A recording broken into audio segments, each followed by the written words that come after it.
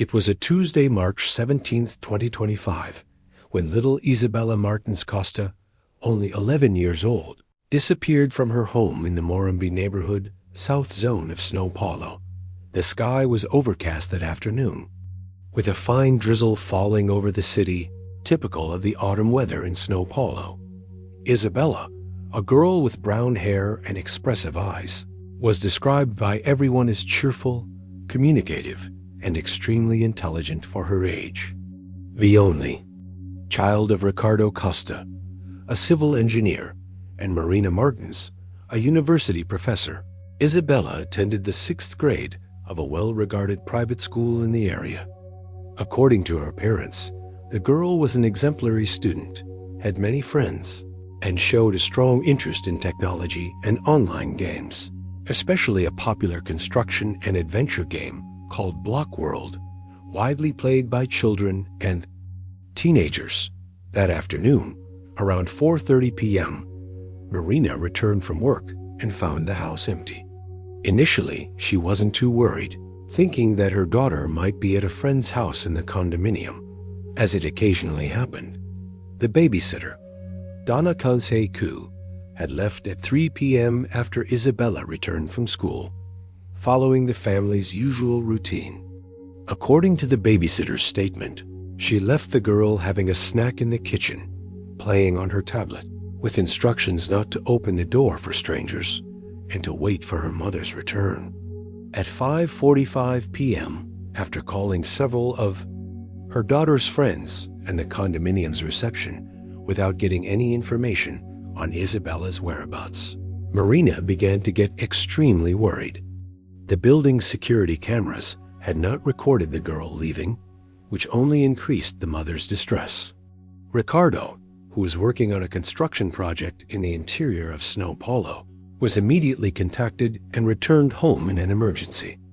At 7:23 p.m., the family filed a police report at the Oitonitos area of Araraporia police station, officially starting the search for Isabella. Isabella's room was organized, as usual. Her school uniform was in the laundry basket, and her school bag with materials was on the desk. The tablet she usually used to play was the only item missing from the apartment. The police immediately initiated the Amber Alert Protocol, an emergency notification system for cases of kidnapping or missing children. Within hours, Isabella's photo and description were circulating on all social media, television channels, and messaging apps. The case quickly mobilized the local community and gained national attention. Due to the mysterious circumstances of her disappearance, the first days were filled with intense searches. Firefighters, civil and military police, as well as volunteers, scoured the entire condominium and nearby areas. Search dogs were used, but they failed to pick up any concrete leads on the girl's whereabouts. The building where the family lived had 22 floors with 88 apartments, and all were checked with no results. The analysis of the building's security cameras showed no suspicious activity that afternoon. All entries and exits were identified and verified, and no child matching Isabella's description was seen leaving the premises. This raised two initial hypotheses for the investigators. Either Isabella was still somewhere inside the condominium, or she had been taken out in a way that bypassed the security system. While the physical search continued, Detective Carla Mendonca, a specialist in cybercrimes and assigned to the case, requested access to Isabella's email accounts, social media, and online game accounts. It was at this point that a crucial element came into the investigation. In the days leading up to her disappearance, Isabella had established contact with an unknown user in the game, Block World, someone who identified themselves as Constructin18. If you want to follow more cases like this, ones that shake society and reveal hidden truths, subscribe to the channel to not miss any investigations. With the discovery of the suspicious online contact, the investigation took a new direction. Detective Carla Mendonca immediately requested that the developer of Block World, based in the United States, provide all the conversation records between Isabella, who used the username Bellabrix and the user Constructin18. The request was made through official international cooperation channels, but the bureaucracy and legal differences between Brazil and the United States caused delays in receiving the information. Meanwhile, civil police investigators, together with specialists from the Cybercrime Combat Unit, NCC, began analyzing the family's computer and all electronic devices in the house. Isabella's tablet was still missing, but her personal laptop provided some important clues. The browsing history revealed recent searches about finding friends in São Paulo, how to get to certain shopping malls in the south zone of the city, and more worryingly, searches on how to delete conversations and hide messaging apps from parents. This suggested to investigators that Isabella might have been planning a secret meeting with someone. On March 21st, 4 days after the disappearance, the forensic analysis of automatic cloud backups revealed that Isabella had installed an alternative messaging app unknown to her parents just 2 weeks before her disappearance. The app had been set up to self-destruct messages after reading, which made the investigators' work even more difficult. At the same time, fieldwork continued. Neighbors were interviewed, condominium staff were interrogated, and all nearby security cameras were analyzed. A resident from the 18th floor reported seeing an unknown man in the service elevator on the afternoon of the disappearance, wearing a uniform from a delivery company that frequently serviced the condominium. Although the testimony seemed promising, upon checking the elevator cameras, investigators confirmed that the person was indeed a legitimate delivery man registered with the company, who had made deliveries to 3 different apartments that afternoon. On March 23rd, the company Blockworld finally sent the records requested by the Brazilian police. The conversations between Bellabrix and Constructin18 started innocently, discussing game strategies and sharing virtual constructions. However, gradually, the tone of the messages began to change. The unknown user began asking personal questions, such as where Isabella studied, her daily routine, and about her family. In a classic pattern of grooming, Constructin18 introduced himself as a 14-year-old teenager named Philippe, interested in becoming friends with Isabella. In the last conversations, dated March 15th, 2 days before her disappearance, he suggested a face-to-face meeting, claiming he would be in São Paulo for a gaming tournament. Isabella initially hesitated, but seemed to have agreed after much insistence. The technical analysis of the data provided by the gaming company revealed something even more alarming.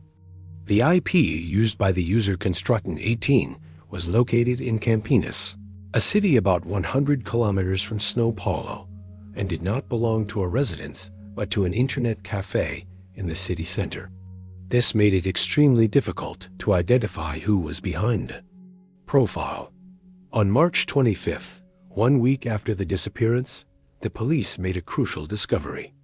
Security camera footage from a shopping center in the south zone of São Paulo, about 3 kilometers from the family's home, showed Isabella entering the establishment around 4 p.m. on the day of her disappearance. She was alone, wearing different clothes from those she had on when the babysitter left her at home, carrying a small backpack and her tablet. The footage showed the girl nervously walking around the shopping center, constantly looking at her tablet as if she were following instructions or waiting for a message. At 4:42 p.m., she entered the food court and sat at a table near one of the shopping center's side exits. At 5:03 p.m., a man in his 30s, wearing a cap, sunglasses, and a jacket, sat at the same table. The conversation lasted less than 5 minutes, after which both left together through the side exit leading to the parking lot. This was the last image of Isabella captured by the cameras. The quality of the footage did not allow for a clear identification of the man, but facial recognition experts from the federal police were called to analyze the material. Meanwhile, the police launched an operation to identify all vehicles that left the shopping center parking lot between 5 p.m. and 6 p.m. on that day. The investigation intensified when officers discovered that Isabella had used a ride-sharing app to go from her home to the shopping center. The account had been recently created with false information, but the payment was made with a prepaid card purchased at a newsstand near the girls' school 3 days before the disappearance. The driver who transported her was located and interrogated, but he stated that he hadn't noticed anything unusual, only a quiet girl playing with her phone during the entire ride. The family's distress grew every day with no concrete news. Ricardo and Marina made several appeals to the media, offered a reward for information, and hired private investigators to assist in the search. The case gained national coverage with the hashtag Where is Isabella, remaining one of the most talked about topics on social media for weeks. On the 30th day of the investigation, the police had collected over 200 testimonies, analyzed dozens of hours of security footage, and followed several false leads. The main line of investigation pointed to an online grooming case followed by kidnapping, possibly related to human trafficking or pedophilia networks. However, no ransom demand had been made, which made the case even more concerning. The head of the Child and Adolescent Protection Department, DPCA, Detective Roberto Almeida, stated in a press conference, "We are facing an extremely complex case involving elements of cybercrime and possibly an organized criminal network. All state police forces are mobilized, and we are working together with the federal police and Interpol, as we do not rule out the possibility that Isabella may have been taken abroad." On April 15, 2025, nearly a month after Isabella's disappearance, the investigation took a dramatic turn. A video, approximately 38 seconds long, was anonymously sent to a news portal.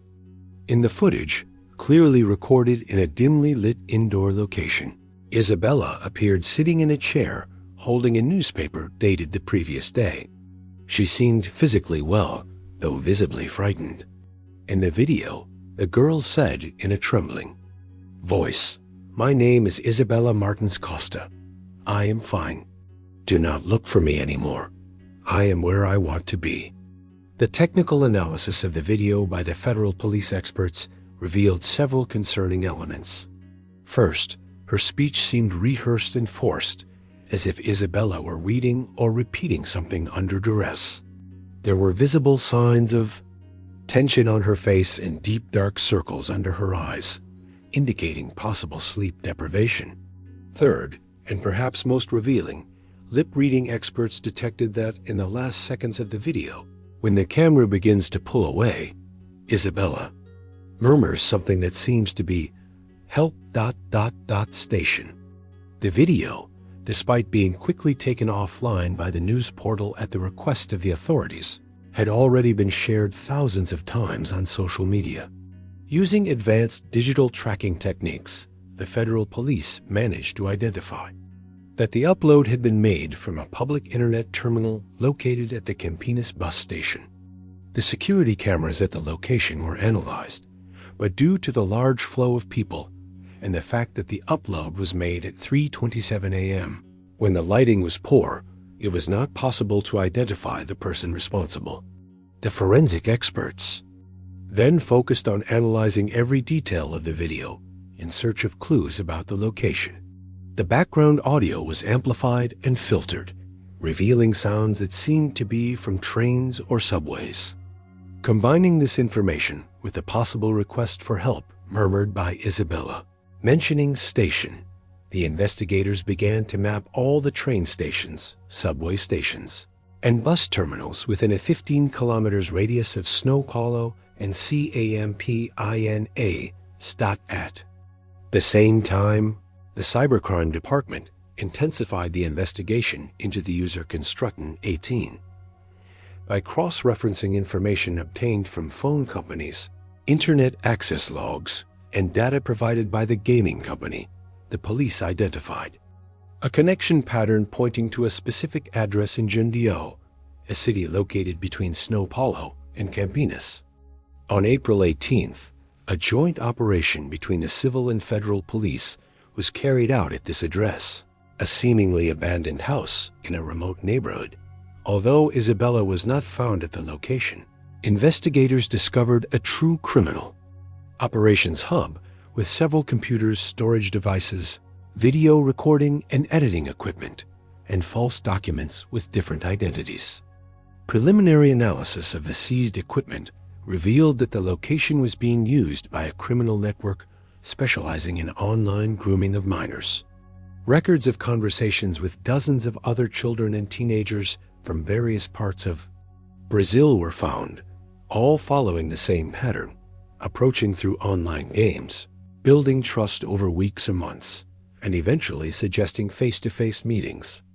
Among the seized documents were notes about Isabella, including details about her school routine, family habits, and personal preferences information that had been extracted from her during online conversations. Several photos of the girl were also found, clearly captured from her social media and family profiles. The most alarming discovery was a detailed map of the São Paulo metropolitan area, with red marks on various train stations, particularly the Brás station, an important hub connecting train, subway, and intercity bus lines. Beside the Brás station marking, there were notes with dates and times, including one marked for April 20th, 2 days after the police operation. Based on the information obtained from the house in Jundiaí, the police organized a special operation for April 20th, focused on the Brás station and its surroundings. Over 200 agents, many in plain clothes, were strategically positioned throughout the area. BOP, Special Police Operations Battalion, and GOE, Special Operations Group, teams were on standby, ready to act in case of confrontation. At 10:13 a.m. that Sunday, the surveillance cameras at the station captured footage of a man around 35 years old, carrying a large backpack and firmly holding the hand of a child with similar characteristics to Isabella. The girl wore a cap and sunglasses in a clear attempt to disguise herself, but her body language showed tension and fear. The suspected couple made their way to Platform S, where they waited for a train heading to Mogi das Cruzes, a municipality in Greater São Paulo. Just as they were about to board, they were discreetly approached by plainclothes police officers. The man, realizing the agents were near, tried to flee, dragging the child with him. It was at this moment that Isabella, seeing an opportunity to break free, screamed for help and attempted to escape. The situation quickly escalated into a rescue. Operation. The man, later identified as Rodrigo Alves da Silva, 37, was subdued and arrested without shots being fired or injuries. Isabella was immediately taken to a safe location within the station, where she received initial psychological support while waiting for her parents, who were promptly notified. The reunion of Isabella with Ricardo and Marina, which took place less than an hour later at the federal police headquarters, was a highly emotional moment, widely covered by the media.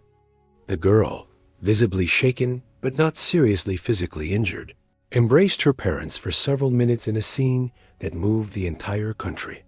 Rodrigo Alves da Silva, the man arrested, was not unknown to authorities. With a criminal record for online fraud and under investigation for suspected involvement in an international human trafficking network, he had been released from prison just 8 months before Isabella's kidnapping, after serving a sentence for fraud. Analysis of his phone and documents found at his rented apartment in the east zone of São Paulo revealed connections to at least 3 other cases of missing minors in the states of Minas Gerais and Rio de Janeiro in the past 2 years.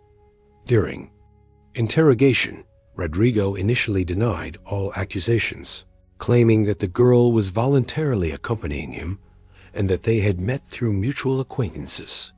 However, confronted with the digital evidence collected, including the conversations from the Block World game and materials found at the Jundio house. He eventually partially confessed to his involvement in the crime.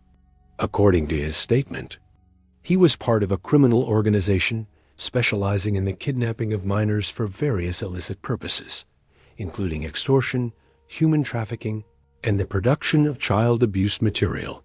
Isabella had been selected as a target after a thorough analysis of profiles on social media and online gaming platforms. The girl fit what the criminals considered to be the ideal profile: upper middle-class family, only child, busy professional parents, an active online presence with limited supervision. The initial plan, as reported by Rodrigo, was to kidnap Isabella and take her to a farm in the interior of the state, where other members of the organization would keep her in captivity, while preparing the false documentation needed to transport her out of the country. The video sent to the news portal was intended to mislead the investigation, making it seem as though the girl had fled voluntarily. The police operation did not end with Rodrigo's arrest. Based on his statements and the evidence gathered, the federal police, in collaboration with Interpol, launched Operation Virtual Rescue, with search and seizure warrants at 17 addresses across 5 Brazilian states, as well as international cooperation requests sent to Argentina, Paraguay, and Portugal. In the following days, 7 more individuals were arrested, including an employee of a tech company that provided privileged user information, a former police officer who facilitated the acquisition of fake documents, and a woman posing as a social worker to assess potential victims. The operation dismantled one of the largest human trafficking networks operating in South America, responsible for the disappearance of at least 23 children and teenagers over the last 3 years. For Isabella and her family, the nightmare had ended, but the recovery process was just beginning. The girl was referred for specialized psychological care for childhood trauma, and the entire family received support from the Witness and Victim Protection Program. On the recommendation of the authorities and the professionals assisting her, the details of what Isabella endured during the 34 days of captivity were not publicly disclosed, respecting her privacy and recovery process. Months after the rescue, Ricardo and Marina established the Isabella Foundation, a non-profit organization dedicated to preventing online grooming of children and teenagers. The foundation develops educational programs for schools, parents, and educators, in addition to offering psychological and legal support for families of victims of cybercrimes. In an exclusive interview given a year after the incident, Isabella, now 12 years old and demonstrating remarkable resilience, stated, "I want my story to help other children protect themselves. The internet can be a great place, but it can also be dangerous. I learned the hard way that not everyone is who they say they are." Isabella's case prompted significant changes in Brazilian legislation regarding the protection of minors in the digital environment. The Isabella Law, passed by the National Congress in March 2026, established new guidelines for technology companies, online games, and social media platforms, including mandatory stricter age verification, monitoring of suspicious interactions, and more efficient reporting channels. For law enforcement, the case represented a major advancement in the investigation techniques for cybercrimes involving minors. The experience gained was shared with police forces in various countries through international cooperation programs, contributing to the prevention and resolution of similar cases worldwide. Although painful, Isabella's story became a symbol of hope and a warning for families across Brazil. Her rescue, the result of meticulous investigative work and collaboration between various security agencies, demonstrated that even in the most complex and seemingly unsolvable cases, persistence in the pursuit of truth can make the difference. Between a permanent tragedy and the chance for a fresh start, if you've watched this far, it's because you care about these cases that mark families forever. Leave a comment saying, "I watched until here so that I can know you and see who truly cares about the search for the truth. Don't forget to like this video and share it with people who need to hear this story, because information is the best form of prevention. Subscribe to the channel to follow more cases that reveal hidden truths and help us build a safer society for our children. 2 years after Isabella's rescue, the developments in her case continued to reverberate throughout Brazil and the world. The trial of Rodrigo Alves da Silva and the other members of the criminal organization became one of the most followed legal proceedings in Brazilian history, with live broadcasts of the sessions and daily coverage by major media outlets. Rodrigo was sentenced to 24 years in prison for qualified kidnapping, corruption of minors, participation in a criminal organization, and various cybercrimes. The other members of the group received sentences ranging from 8 to 20 years, depending on their level of involvement. The landmark sentence handed down by Judge Eliana Kalman from the 3rd Federal Criminal Court established case law for similar cases, highlighting the severity of crimes, combining technology and violence against vulnerable individuals. In parallel with the criminal process, a public civil action filed by the Federal Public Ministry against the company that developed the game, Block World, resulted in a multi-million-dollar settlement. The company committed to implementing a more rigorous system for monitoring user interactions, limiting direct communication between profiles with significant age differences, and investing 50 million Brazilian reais in digital safety education programs in Brazil. On the legislative front, in addition to the already mentioned Isabella Law, the case spurred the creation of the Virtual Police Station for Child and Adolescent Protection, DVPJ, a specialized unit of the federal police dedicated solely to investigating cybercrimes against minors. The DVPJ became an international reference in the prevention and combating of online grooming. The social impact of the case was equally profound. Schools across the country revamped their digital education programs, including specific modules on online safety from the early years of elementary school.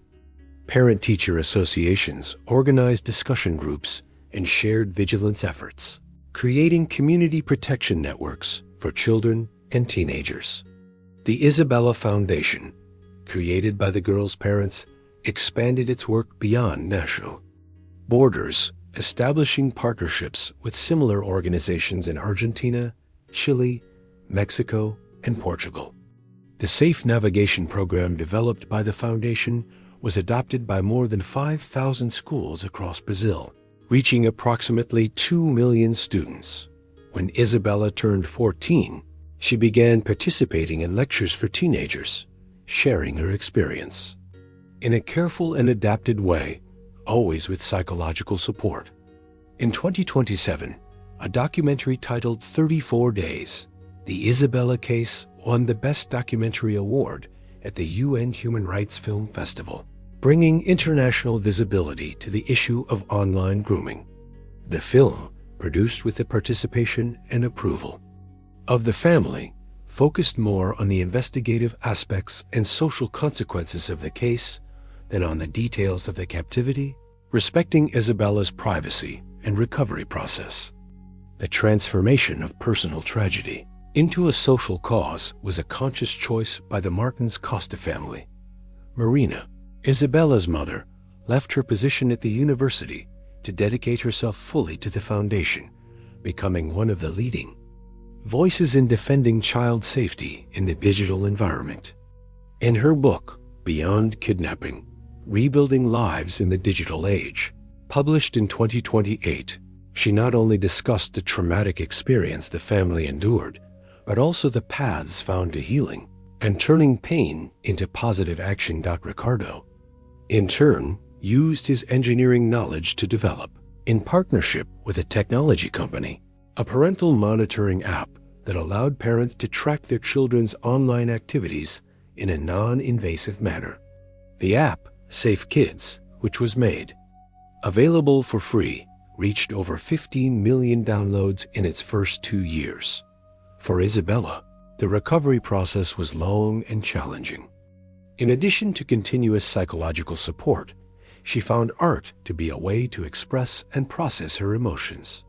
Her paintings, initially created as part of her therapy, were later compiled into a traveling exhibition called Renascimento Rebirth, which toured several Brazilian cities, raising awareness about trauma and child recovery. On the international front, the Isabella Protocol was developed by Interpol in collaboration with Brazilian experts, establishing guidelines for investigating disappearances related to cybercrimes. The protocol, adopted by 47 countries by 2029, significantly reduced the average response time in cases of children who went missing after online contacts, increasing the chances of successful rescues. Statistics also showed the positive impact of the changes implemented after the case. According to data from the Brazilian Forum on Public Safety, there was a 37% decrease in reported cases of child disappearances related to online grooming between 2025 and 2029. At the same time, the number of reports of grooming attempts increased by 186%, indicating greater awareness and vigilance on the part of parents, educators, and children themselves. Isabella's story, which began as a personal tragedy, became a catalyst for systemic changes in the protection of children and adolescents. In the digital age, the case exposed critical vulnerabilities in online security, legislation, and parental practices. But it also demonstrated the power of human resilience and collective action in facing complex challenges. In an interview on her 16th birthday, Isabella, now an articulate and self-aware teenager, reflected, "What happened to me doesn't define me, but it's part of my story." Every time a child learns to protect themselves online, every time a parent pays more attention to their children's digital activities, every time a criminal is stopped from making a new victim, I feel that my suffering wasn't in vain. We turned pain into purpose, and that's more powerful than any trauma. Isabella's message continues to inspire families, educators, and authorities around the world. It serves as a reminder that in the delicate balance between the benefits of technology and its potential dangers, education, vigilance, and open dialogue are the most effective tools to protect those we love the most.